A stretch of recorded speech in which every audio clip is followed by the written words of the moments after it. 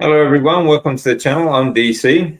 Okay, so today we're going to talk about optimizing your hormone production, and in particular we're going to talk about testosterone. Now, you can't increase one over the other, so we're going to talk about that. Today I'll be joined with Professor Bart Kay. For those who don't know, Bart Kay is Professor of Cardiovascular and Respiratory Physiology, Exercise Physiology, Nutrition, Research Methods, and Statistics.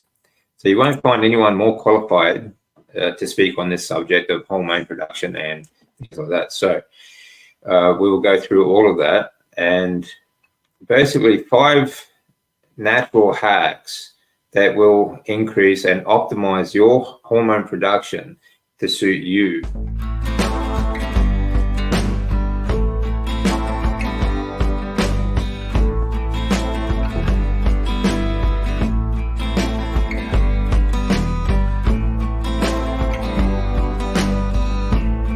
Today we're going to talk about testosterone, and I want to go through some of the processes as I understand it. And you know, I'm sure you'll correct me if I'm wrong. But I thought we'd start with things that lower testosterone.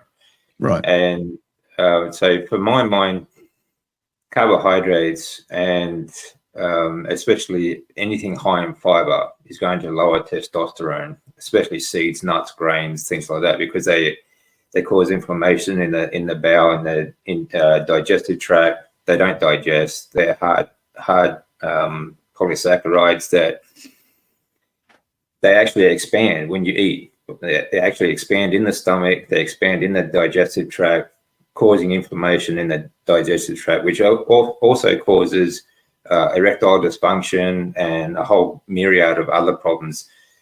It also blocks the absorption of nutrients that you might also be eating. Even if you are eating meat, you still lose that absorption because of the high fiber content, seeds and grains and things like that.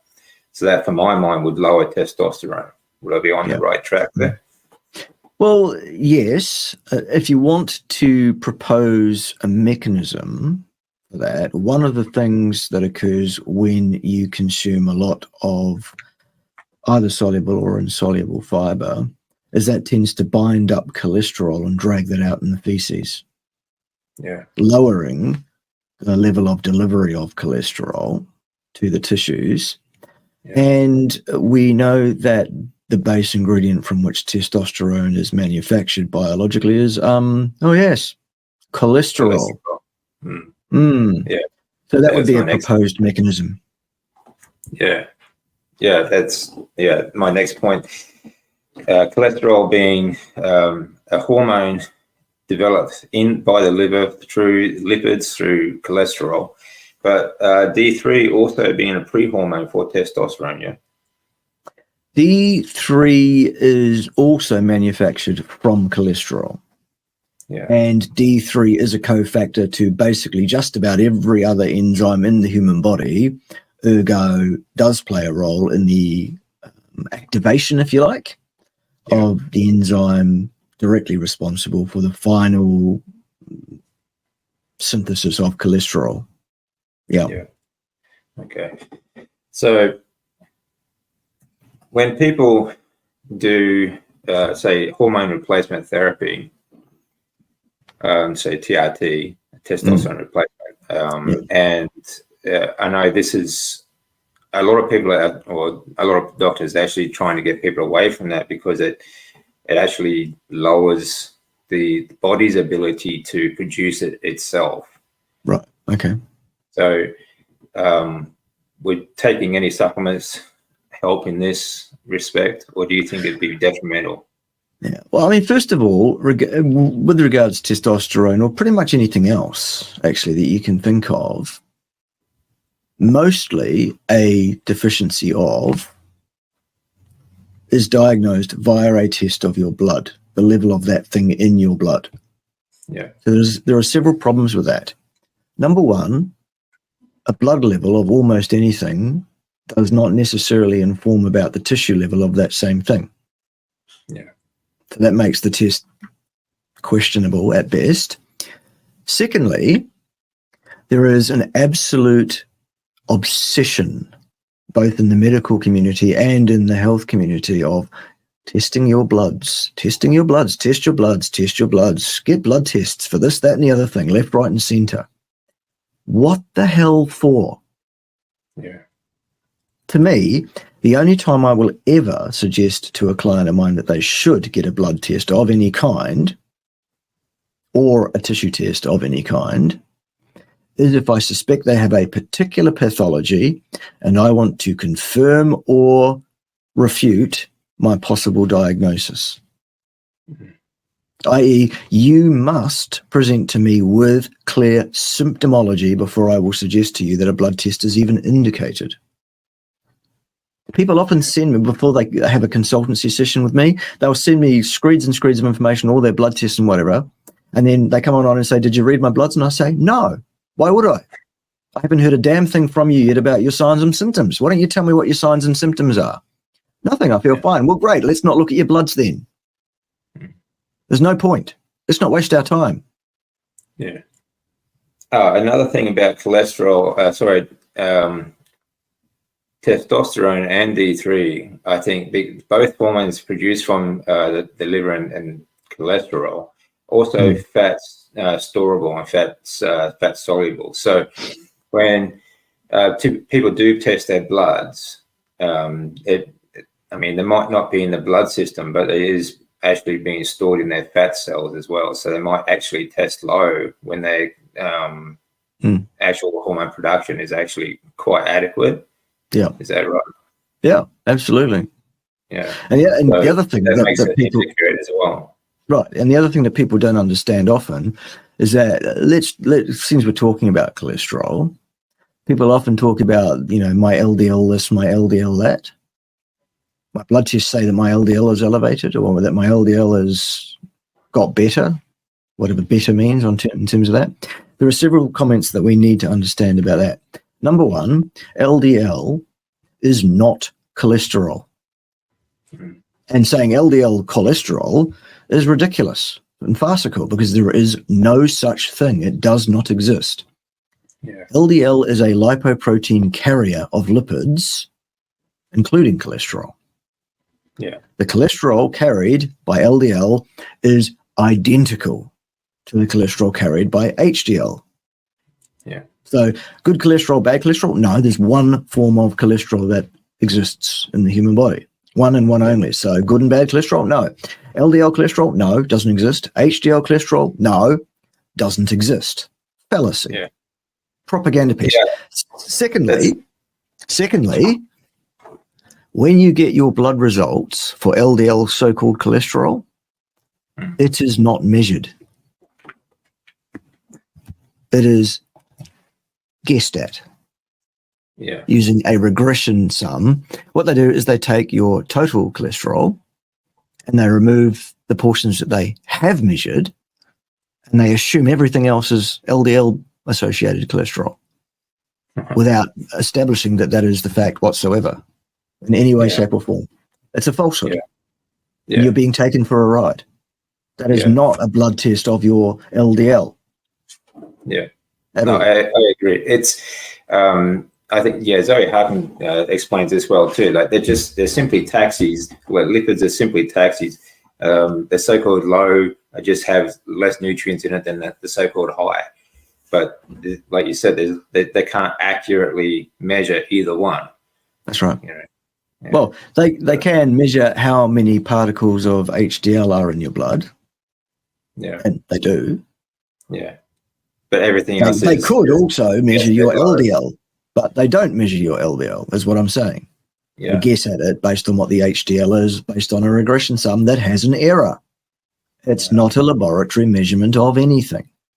Yeah. And if they tell you we've measured your LDL in this blood test, they are lying to you. They did not measure it. Okay.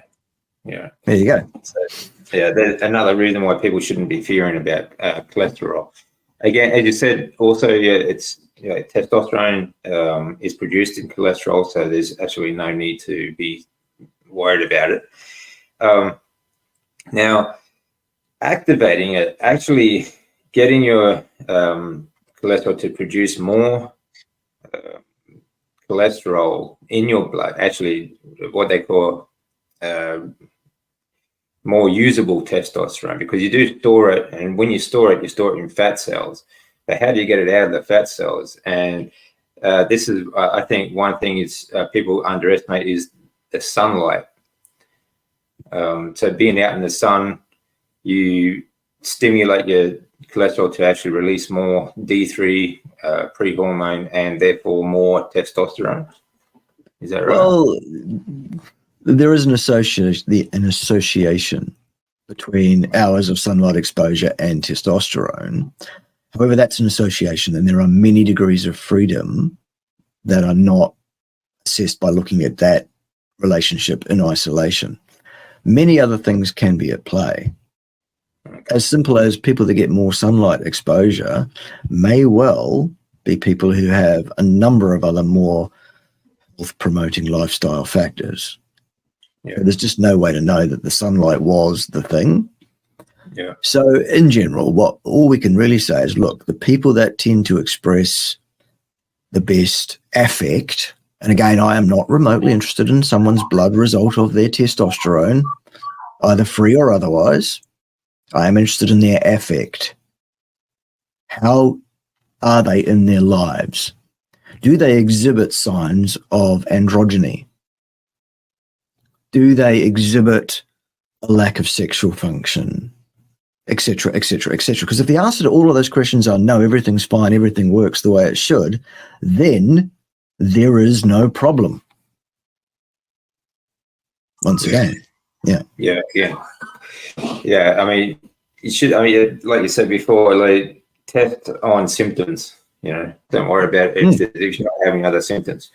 Yeah, I think, like you said, an association between the people out in the sunlight. I think another factor there is that they are more active. Circulation has a lot to do with, and activity has a lot to do with hormone production, such as D3 and testosterone. So, the lymphatic system, I keep saying to people, is so important, because the absorption of the nutrients that you need gets into your lymph fluid, and you need to push that lymph fluid around to make hormones. Yeah. So now we need to be careful with this one too. And I'll give you an example of why. A few years back, Sean Baker made a video wherein he showed some blood tests of his testosterone. A single blood test, by the way, taken one morning. A single test. Never tells you anything about anything, by the way. You need a series of tests to get a trend. But okay, for whatever reason, Sean Baker decided to publish that result standalone. And his testosterone was, in terms of the normative values on the scale that they say this is good, bad, or whatever, they said, your testosterone is low. Sean Baker is what they said. So the vegan imbeciles jumped all over that, didn't they? They had an absolute field day for weeks on end making videos about how Sean Baker has low testosterone on his carnivore diet. Okay, several issues here. Number one, Sean Baker is 6'5", 250 pounds of muscle. He holds, I think at this time, might have this wrong, but I think this is right. I think he currently holds 3 separate world records for physically demanding activities. That's right. 3 of them. Okay. So how can you tell me in a purple fit that a 6'5" man that's 250 pounds of solid muscle with 3 world records for physically demanding activities has low testosterone because some lab test said it was low one morning? Yeah. That's ridiculous. Absolutely ridiculous. Secondly, why was that? Well, if you do a very high intensity, exhaustive exercise bout on, let's say, a Tuesday or any other day of the week, it doesn't matter. The point is, if you then test your testosterone Wednesday morning, guess what? It's going to be reduced because high intensity exercise drags your testosterone down for a short period of time. Yeah, exactly. Actually, that's another point I like to make when I do show people my blood test. I always prepare by taking a few days off beforehand, because your numbers are just all over the place if you are exercising close to a blood test. So yeah, I agree that like Sean Baker posting that was just, I don't understand why he did that. Actually, Neither do I. He should have known better than that. But yeah, I agree. Like, it's obviously going to be low after intensive exercise, and he does train intensely, most days as well. Not only that, he has quite a heavy workload as well, which is also going to do the same thing. So at any given moment, you may test low. It doesn't mean that you are not producing enough testosterone. Right. Again, it comes back to, what is your affect? Yeah. What are your signs and symptoms? Yeah. So it comes down to increasing the amount of testosterone because this has been a trend over the last several decades. Men's hormone or testosterone production has been getting lower and lower and lower. But to increase it naturally, I think just eat. I mean, the best food, obviously, the carnivore diet. You need fatty meat, exercise, sunlight, and that's basically those three things. Those three factors are going to make a huge difference to your testosterone levels. But also remembering that things that will interfere with that will be high fiber foods, mostly carbohydrates, obviously. That will also block the absorption and lower testosterone. Is that right?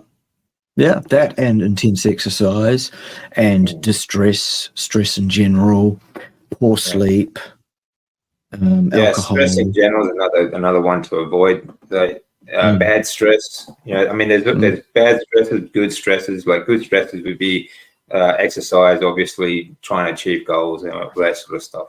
Obviously, bad stresses like not sleeping is going to be sleep would actually be one of the biggest, and recovery would be one of the best things also to help increase testosterone.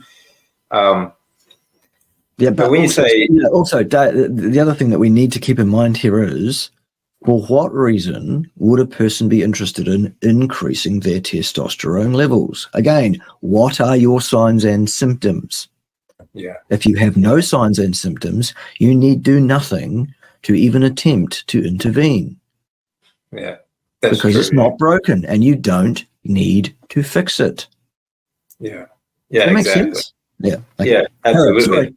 Sorry to jump in, but this is important. Absolutely. People need to get this. Yeah, that's right. Exactly. Because this has been another one of the avenues the fitness industry has been using to try and sell more supplements and more absolute BS to the unsuspecting public, is that you have to increase you do this to increase testosterone, and testosterone make you big and muscly and all that sort of stuff. But it's just one of your hormones, and you need to, if you have all of your hormones working properly, you'll be fine. And if you feel fine, then there's really no point trying to single out testosterone, because everything else has to be working properly for that to be working as well. Right. So, for my mind, like, it's the same with D3. Supplementing is going to stop or at least slow down the production of your natural production of these hormones. So supplementing with D3 supplements and or anything else that's going to help with testosterone, when all you need to do is eat fatty meat, get exercise, get sleep, and sunlight. So these are 4 factors that I think are critical for hormone production in general, but also for your testosterone levels. So yeah, I mean, to that list, I would also add block blue light after dark and ground yourself electrically. Yeah, exactly. Yeah, blocking blue light, I mean, it's going to obviously help with sleep, but it also is a stressor. Blue light is very much a stressor that has been linked recently to high blood sugar, like blood glucose and diabetes. And the more fat you store, then the more difficult it's going to be for those fat soluble hormones to be readily available in your blood system.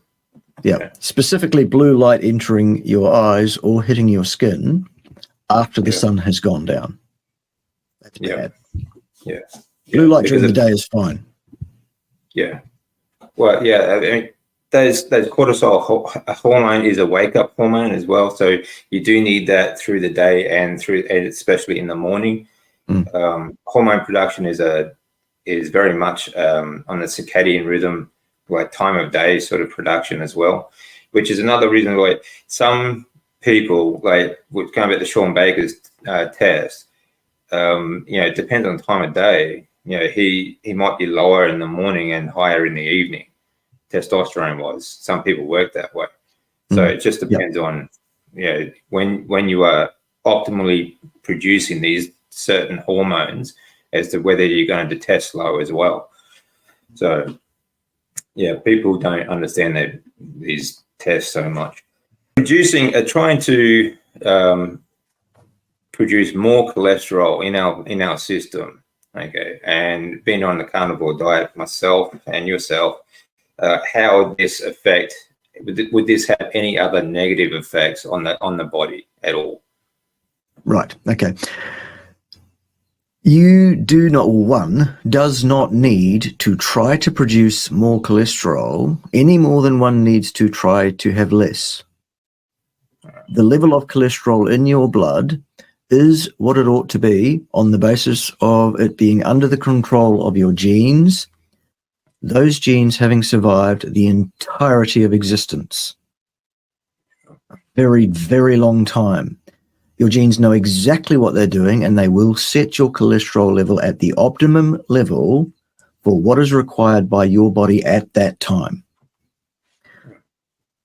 You can have an effect on which genes are expressed in what way. You can absolutely affect the level of cholesterol in your blood with interventions such as diet. Should you do so? No. You should not. Not at all. I think that covers that entirely. Yeah. Leave it to your genes. They know what they're doing. Yeah. What you should do is lead a life that is appropriate for your speciation in terms of your diet, your movement patterns, and your level of stress/distress, sleep, etc. So eat a diet which is appropriate for a human being, and that is a diet consisting almost entirely of the muscle meat. Notice I said muscle meat and associated fat of large ruminant animals, and no plants to speak of. Yeah. Easy. Don't change your diet from what it is to anything else overnight. Always change your diet slowly, because it'll mess you up probably if you do change your diet overnight. So don't do that. Secondly, take the products available to you from Sorul. They are fantastic. Where do you get them from? There, up on the screen above DC's head. That's where you get them from. What are they? They are a stem cell release agent, a powerful anti-inflammatory, and a blood flow optimizer, as shown on the screen right now. Take those products every single day. Thirdly, ground yourself electrically as much of the time as is possible. That sounds like crystal waving, hairy-legged woo-woo. It's not. It's actual science. Fourthly, block blue light from your eyes at least, if not from your skin as well, after dark. Do that religiously. And fourthly, undertake 30 to 45 minutes total session time, 3 or 4 times a week, and no more, of high-intensity burst and repeat and or resistance training. Other than that, people say, what about this? What about that? What about the other thing? To which I say, well, they're all things that are number 6 and lower on the list, and as such have a total combined value, it seems, of less than 5%. That's why I stopped my list at 5, because those 5 things are 95% of the battle. That is what you should do. Forget your bloods, forget your testosterone level, forget your cholesterol level, forget the lot. Just live a species appropriate life. Easy. That's it. Yeah, absolutely. Yep. Yeah, a more natural, and the more natural you live, obviously the more the better your health is going to be, and your hormone production, including your testosterone levels. So it will be exactly what your body needs it to be for any given moment. Yeah, and that's what it should be. yeah, And as we said before, the heavy lifting or any strenuous exercise will lower the testosterone in your blood test, but that doesn't mean that it's going to lower it over time. Over time itself, heavy lifting, for example, will actually increase hormone production and therefore your testosterone as well. And obviously, there are things that do help you get leaner, such as sunlight, grounding. These are all lifestyle things that we just talked about. And the leaner you are, then obviously the more readily available it's going to be in your blood system. But that doesn't mean that having a six-pack is an optimally healthy thing to do either. So, but that's a different subject. It is. Yes. Yeah. Okay. So, all right then. Excellent. That's all. I think. Women. Yeah. Why is testosterone also important for women? Because I think, again, it's for everyone, whether it's men or women, hormone production should be as optimal as possible. Women also produce testosterone, but their ovaries turn into estrogen at the optimal levels, because men also have estrogen. There's a balance. And but women obviously have more estrogen than or produce more than men because of the ovaries. Yep. So why is producing testosterone also important for women? Well, you've covered it there, because there is an optimum level, an optimum balance between testosterone, estrogen, and progesterone as well. In the female, roughly 51% of the world population. Yeah. And as such, once again, what you'll find is that the ideal hormone production is under the control of those women's genes. Those genes know what they're doing. What should a woman do in order to make it most likely that her body will function correctly in terms of her hormones? I will tell you what she should do. She should eat a diet consisting almost entirely of the muscle meat and associated fat of large ruminant animals. She should take all three of the core line cereal products on a daily basis. She should ground herself electrically as much as that is possible in her life. She should block blue light, at least from the eyes and also from the skin after dark. And she should undertake 30 to 45 minutes per session 4 times a week, and no more of high intensity burst and repeat or resistance training. Exactly the same as a man should do, in other words. That is the answer. There is no other answer. Yeah, that's it. That's it. People, it's a species-specific lifestyle. That means men and female. So it works both ways. We don't need to optimize for one gender just because we're still people. That's right. So excellent. Yeah. If there's going to be one final concluding statement, it would be this: for goodness sake, stop testing your blood routinely. Yeah, it will only lead you astray. It will only give you false information. It will not provide you with anything useful. If there is symptomology, adverse symptomology, then speak to someone such as myself who understands what leads to what and can guide you as to what tests might be required to either confirm or refute a possible diagnosis. But testing your blood for the sake of testing your blood, stop it. There you go. Stop taking ridiculous supplements that promise a certain result, like a specific hormone increase, because nothing does it by itself. Nothing increases testosterone by itself. Okay, it's just an absolute bogus claim. It's a lie. It's a lie to sell products that don't work. Okay, so in summary, guys, these are 5 natural lifestyle changes that we can all make that will optimize our hormone production, and that includes the testosterone and D3 and other hormones, okay, which will optimize our health for not only for being fit, healthy now, but long-term longevity and much more. There also have been associations with people with higher amounts of testosterone and D3 production have a much lower risk of chronic diseases, especially cancer, diabetes, and other diseases. Now, these are associated studies, basically. Again, it comes down to optimizing your hormone production across the board, not just one specific. Okay, so increase or optimize your hormone production, okay, and which will give you optimal health and give you far less chance of developing a chronic disease. One, for me, is a high-fat diet, okay. Now, I do have a video. I have 7 life hacks, okay, and I'll put that in the description for you.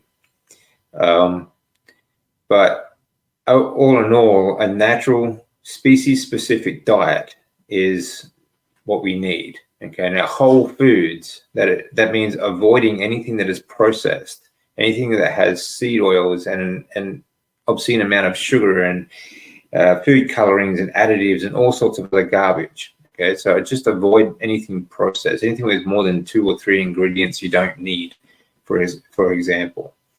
Okay, natural fats, okay, muscle meat, this is what we should be eating. But apart from that, the other lifestyle changes: be more active, get lots of light, natural light, sunlight, okay, grounding, and exercise. And it doesn't mean it doesn't have to be specifically go to the gym and lift heavy weights.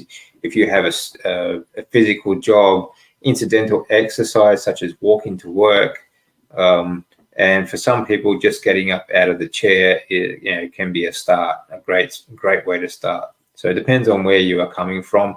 This is all going to depend on how you are living right now as well. The only other thing that I would add to that would be the cereal products. Now, I've got a video coming out on why I use the cereal products. It goes more in depth. Okay, but just quickly to summarize, the Stem Enhance Ultra, for example, to help us produce or help us release more stem cells and to extend the life of telomeres, which are the little ends of each DNA strand, okay, that will ultimately lengthen the lifespan of each stem cell, okay. And the plasma flow, okay, for blood flow, which also clears the way for your stem cells and takes away, helps take away obstructions.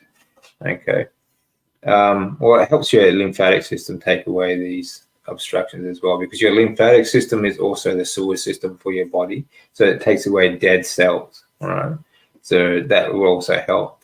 And the Cyactive is another agent to help you activate the release of the stem cells. So these are great products. Again, natural light. When it comes to natural light, we're talking about blue light blockers before. I'm talking about at night. I use these orange lens blue light blocking glasses, and you see me wearing these with different videos that I've been shooting at night. You can also get some for working on the screen through the day, but the real danger is using them at night, because you want to be exposed to natural light for your natural circadian rhythm is about hormone production at the right time throughout each part of the day. So this is also optimal for your health as well, and of course your testosterone and other hormones. So yeah, check out my 7 life hacks video. just to add a couple more in there. But the 5 basic that we're talking about with Bart Kay, they are the absolute minimum. And honestly, you can do that in less than an hour a day. And if you do it a few things at the same time, such as grounding, sunlight, and other things, half an hour a day, most people can manage. Okay. All right, guys, I hope that was informative, and I look forward to talking to you again. Have a great day.